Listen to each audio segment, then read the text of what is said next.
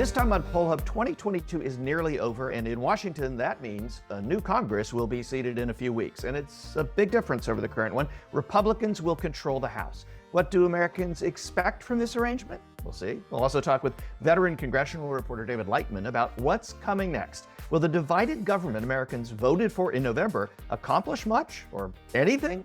Especially with 2024 already on the horizon and a potential Trump-Biden rematch sucking up all the oxygen in the room.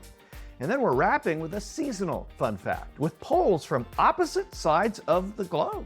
Ho, ho, ho. Let's go. You took the words right out of my mouth, the ho, ho, ho.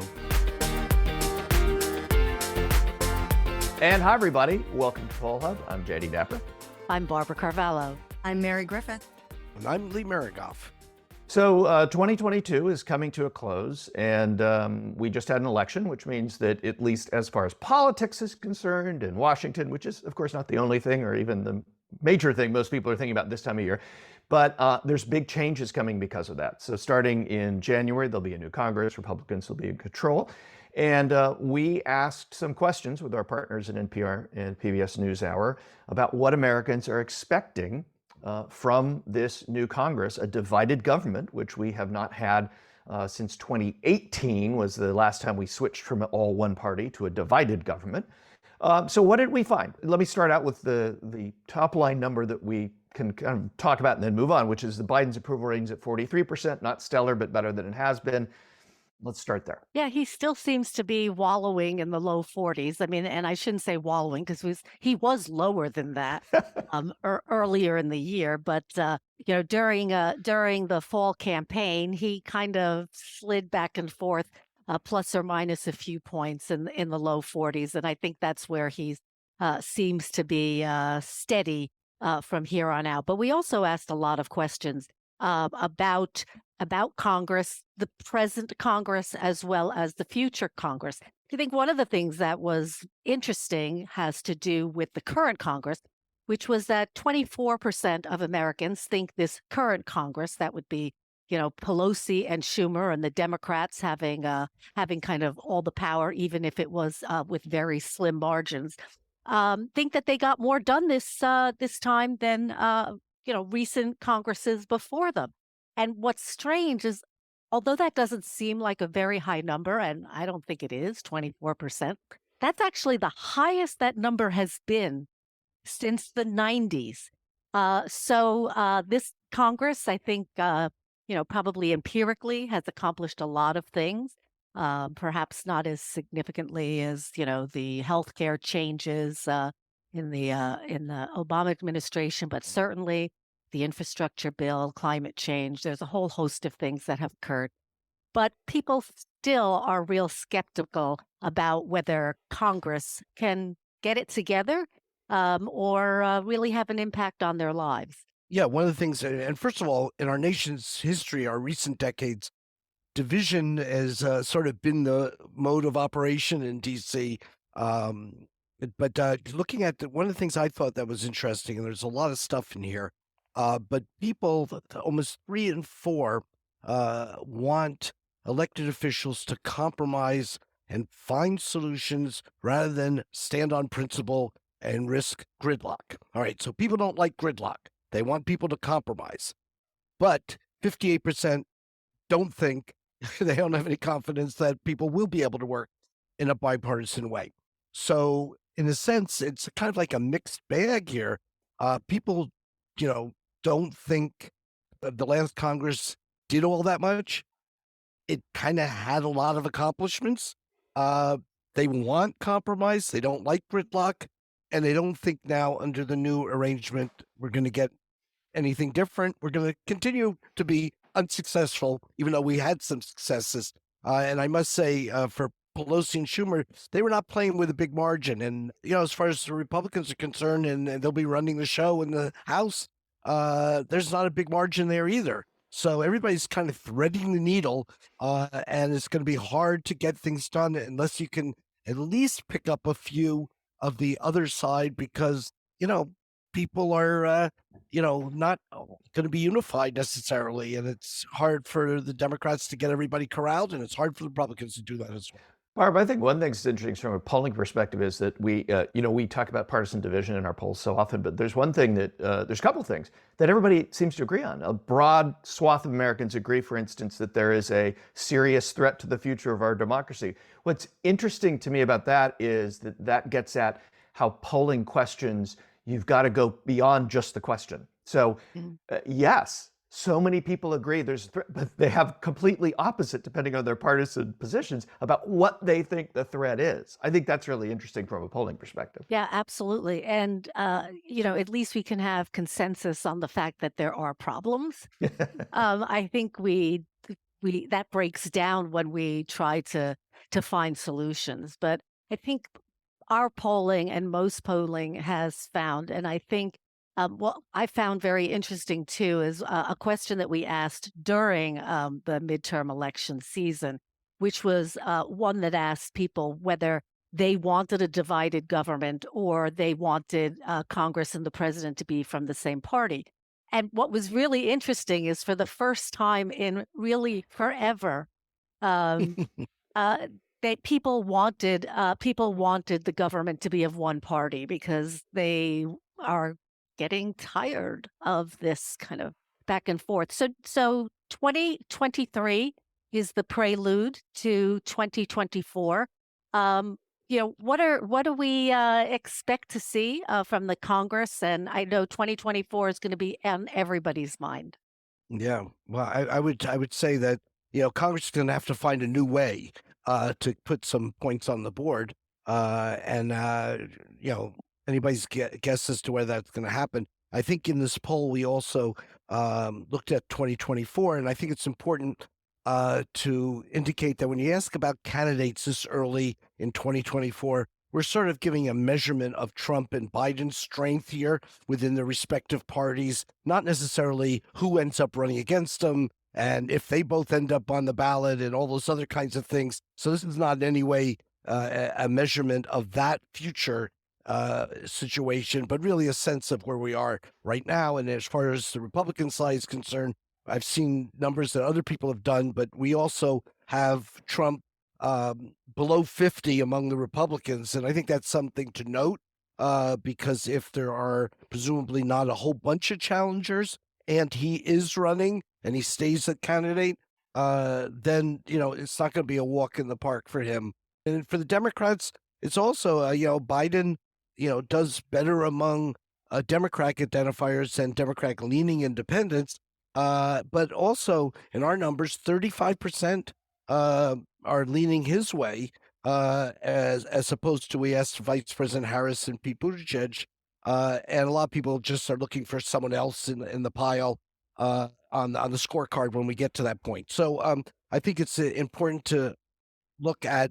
We've got two nominal front runners, one for each party, and they're neither one is clocking half of their party, a former president and a current president. So it looks like we're in for more Donnybrooks down the way. So, joining us to give us inside perspective of all things Washington is McClatchy News' very own chief congressional correspondent, David Lightman. Welcome, David. Thanks so much for joining us today. Thanks for having me. Well, you've been wandering the halls of Congress for a few years now. Give us a sense of, you know, Americans basically, don't have a lot of confidence in Congress, even in the new one that's coming in. Is there any surprise to the fact that they don't seem particularly optimistic about things will get better in Washington come the new year? No, not really. You're going to have divided government again, Republicans controlling the House, Democrats, the Senate, and the White House. We've seen this over and over. In fact, that's been the norm really for the last 30 some years since 1994 when Bill Clinton was president. Things do get done. In fact, arguably more gets done because each side has to talk to the other. What's different this time is that the parties are more polarized. They have both had success going to those ideological wings. Democrats had some success, as you saw last month. Republicans had success in 2016 and arguably this time.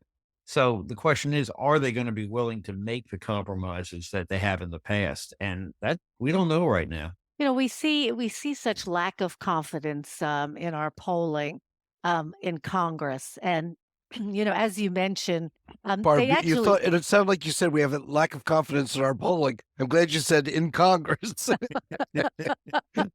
Yeah, that's true. You have to be careful where you put those parenthetical phrases. We have lots Yeah. of confidence in our polling, Yeah, but so do Americans I. don't have a lot of Right. confidence um, in Congress. And there's always this perception that Congress doesn't, get anything done. In fact, in our latest poll, as we've just chatted about, is that only about a quarter of Americans think that this previous Congress did a better job than Congresses in the past. Now, granted, as we mentioned, this is probably the highest number that Congress has gotten since the mid '90s. But is this disconnect also part of perhaps why Congress or the members of Congress just really think about the perceptions of getting reelected rather than actually getting anything done? Because even when they do seem to get a lot done, everybody figures they haven't gotten anything done anyway. Actually, they've gotten a lot done in the last 2 Yeah, years. $1 yeah. trillion infrastructure bill, important climate change related activity, boosting the economy during the COVID pandemic, and so on. I think what's different now is this: because of social media, people can see all the intimate details of how Congress works. To Mm, use the cliche, the sausage making. yeah, and And it's that's not messy. yeah, it's messy, it's illogical, it's full of extreme statements, it's just craziness. Rather than look at the bottom line. In the past, you had some of that, but not a lot. It wasn't reported. Uh, you couldn't literally see a committee working uh, live. Now you can. Now people just can tweet out statements, expressing their outrage, even though 5 minutes later they may go into a room and cut a deal. So I think the public sees that, and that tears down their confidence. As you said, the approval ratings have been dismal for some 30 years now. And I bet you, I don't know the polling, but I'll bet if you track that survey from maybe the mid 2000s to now, it's even more dismal because, again, Absolutely, people can see the absolutely. sausage making. Yeah. David, you've been in Congress many decades. I don't know. When did you first start covering Congress? Actually, 1979 at the Baltimore Wow. Sun, Okay. yeah. Yeah. So the Marist poll was 1 year old at that point. So we And so both was been I, at, of course, yeah. yeah, we both been at this a while. Um, there seems to be a greater intensity to the battling, the nastiness and the rhetoric between members in the House and the Senate. Can you recall any other time where it even was approximated the kind of vitriol that we see between members? And obviously there's some very extreme comments, but it just seems that the commonality of purpose is also lost on the members. It's not just that they disagree; they almost don't even share in the rules anymore of just polite conduct. It seems it's gotten very brutal. I think it's a handful of people with whom it's gotten brutal, and those are the Okay. people who are magnified. Those are the people that get ripped up on the late night talk shows. Mhm. There are probably, 435 members of the House, 100 senators. My guess is 90 some percent of them do not engage in this sort of rhetoric.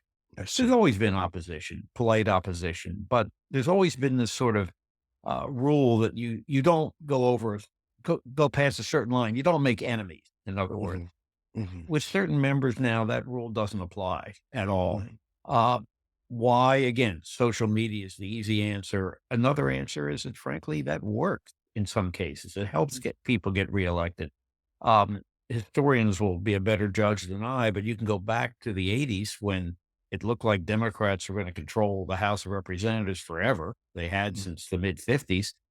And Newt Gingrich would get up there and after the sessions were over and go on, make these speeches, policy speeches, not personal speeches.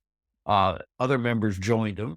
C-SPAN televised it in the evening, and that led to this sort of insurgency that allowed the House to retake Congress in 1994. Well, it worked for Gingrich and it worked for the Republicans and it continues to work.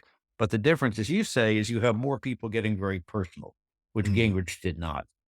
Yeah, and I assume January 6th insurrection did nothing to bind up these wounds among the members, because there's disagreement even over whether there should have been an investigation, and everything's kind of gone downhill since the 6th. What's the mood around the Capitol these days? There's a certain tension in the air that it could happen again, even though security is tight everywhere. The other, the like overarching problem is this: it's kind of like 9/11 in a way, although I don't mean to make a direct comparison. But the point is, it was an extraordinary event that nobody anticipated, and because that happened, now you wonder what else could happen. I mean, we had a COVID pandemic that shut down the country for months. Who saw that coming? So there's this sense now that maybe things don't work as logically as we think they do, and that frightens people. We know the perception of Congress is not a positive one. But in reality, what do you think we can expect from the new Congress going forward after the first? I think if the economy rebounds and grows slowly and inflation sort of comes under control, as you know, that cost of living was, I think, 7.1% at the end of November on an annualized basis. That's down. If things kind of chug along, you're probably not going to have a lot of big deals going on. You have a lot of rhetoric. Ultimately, they've got to raise the debt limit. So I think that's going to maybe spark some deal, maybe where Democrats get tax cuts for lower income people, maybe for families with children. Republicans get corporate tax cuts, that sort of thing. Actually, that could actually be hashed out before the year is out, Mm. before Republicans take control. But I think you'll see that, but you're not going to see anything on the scale, I wouldn't think, of $1 trillion infrastructure plan. And of course, at the time we're talking, the leadership hasn't even been determined, and we don't know who the next speaker is going to ultimately be. Um, is there something to be said for the Republicans now, a little bit freer from Donald Trump, now sort of starting to define the next phase of GOP leadership? Oh, yes, absolutely. They haven't rejected Trump 'cause he's still got that 30 some percent, whatever your polling says. Yeah. 30 some percent, they're going to stick with him. And members of Congress know that, but they also know they need to move on as well. And when the speaker fight comes up January 3rd, even though Kevin McCarthy seems to have most of the votes, he doesn't have it locked up yet. And we're not going to know until January 3rd just what's going to happen. And there's only so many good committeeships, chairmanships they can hand out to try to corral the number needed. People are coming up with all these weird scenarios as to what can happen, but I mean, am I wrong to think that McCarthy might ultimately end up the speaker when it all ends down the road? That's sort of the betting line right now, but, again, tell me who's gonna win the Super Bowl in February. I can give you Well, logic, but I I can't give know you who's not going to be. I know who's not going to be in the Super Bowl in February, Yeah, well. and one of them's plays in Washington, the other plays in the New Jersey Meadowlands. oh, you guys give up so easily. No, thank you very much, David. Really appreciate your insights and you taking the time to speak with us today. My pleasure. Switching gears to the holiday season, Oh, where a oh, lot. oh, oh, oh. Where Santa, did I hear you, Santa? Anyway, well, it's an interesting thing. We get, uh, courtesy of our friends at the Roper Center at Cornell University, we have found two polls from the blast from the past, one from Australia, 1946, and then roughly 2 decades later, the Harris poll in the United States. And the question was In basically 1967. Yeah. 1967, I'm sorry. And the question was basically, do you want to move Christmas Day to the last Monday of the year and establish a 3-day weekend for Christmas uh, uh, every year, as opposed to it falling somewhere along the week? And in both instances, Australia, United States, more than 2/3 were saying they don't think that's a great idea. And I'm not surprised that there's opposition to that, because it sort of seems like you're, you know, tinkering with a very established holiday. What do you guys think? It's Christmas. It's Christmas, December 25th. It's like moving somebody's birthday just for saying, it's more convenient for me. I mean, I get it. But we do that with George Washington and Abe We Lincoln. do, we do. But think about this, okay? And I have a couple strong feelings about this. And maybe this isn't so much a fun fact, but Okay. Lee I have begged strong for. feelings about fun Lee- too. Remember, hit a Mary, nerve, hit a Mary, nerve. Lee begged for the fun fact to be fun this week. So Okay. please, I'm trying. I please. will keep it light. So when you're a kid and you get the December holidays off, part of the fun or sometimes the pain of it is figuring out where Christmas falls, because depending on where Christmas falls during the week, you get extra days. So this sort of like just makes it all routinized, and that's the end of that. But on a little bit more of a serious note, there is the secular side of Christmas and there's the religious side of Christmas. So then what happens if Christians feel that they want to or are obligated to go to a religious service on Christmas? Then are they now taking December 25th off as well, in addition to that holiday that is now makes the 3-day weekend? Ah. Those are just my thoughts. It does absolutely get complicated. Although I think in the history of Christmas celebrations, and certainly you can correct me if I'm wrong, I think there were many countries where January 6th, the Epiphany, so where I believe it's the three kings come to the stable. So which was the bigger holiday That is and true. the celebrated holiday. But that's a far cry from actually changing the date of Christmas that has now been that is now centuries old. Although I don't believe mentioned in the Bible. I think this was something that was created religiously through the institution of Christianity, rather than something that could be found in Scripture. I was surprised when I was poking around in the Roper archives, which are a fascinating way to get lost in an afternoon and kill some time. I was working. I wasn't killing time, but it's so interesting. I love it. It's like, going into the library stacks and just pulling books off. And there are so many questions about this. This was, and I guess I'm showing my age here. I didn't realize this was a serious idea for a long time. There are 20 years worth of questions about this. And I'm guessing that it had to do with this kind of efficiency of turning everything into a 3-day weekend.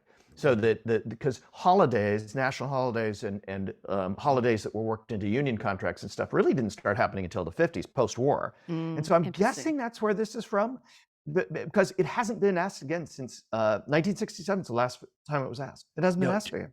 Jay, you give me a segue earlier in your comments. I try to turn everything back to sports or politics, and you did give me a segue into politics. Oh, So we were up in New Hampshire for the primary in 1992, and Pat Buchanan is part of his campaign rhetoric, his stump speech is talking about, and we should not have ever unified Washington and Lincoln's birthday into President's Day.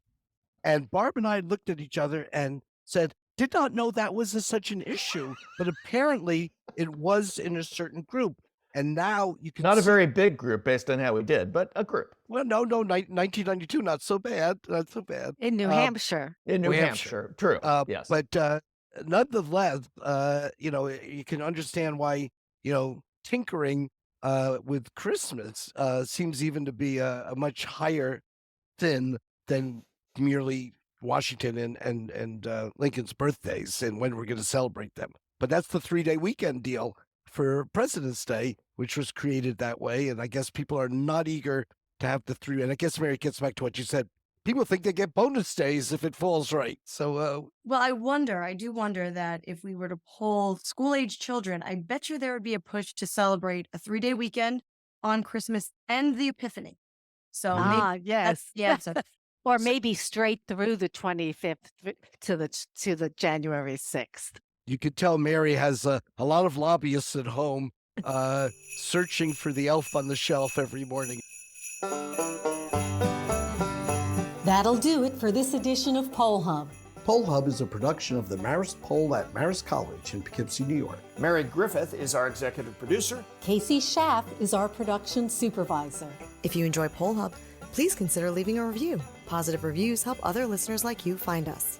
If you'd like to learn more about polling and survey science, check out the Marist Poll Academy, our free online learning portal. If you have questions for us, tweet them directly to @MaristPoll. Remember, you can always tell your smart speaker to play Poll Hub, and with any luck, it will cooperate. Finally, wherever you listen to Poll Hub, there is a subscribe button. Click it, and the latest episode will be ready for you in your podcasting app as soon as we release it. We'll see you next time.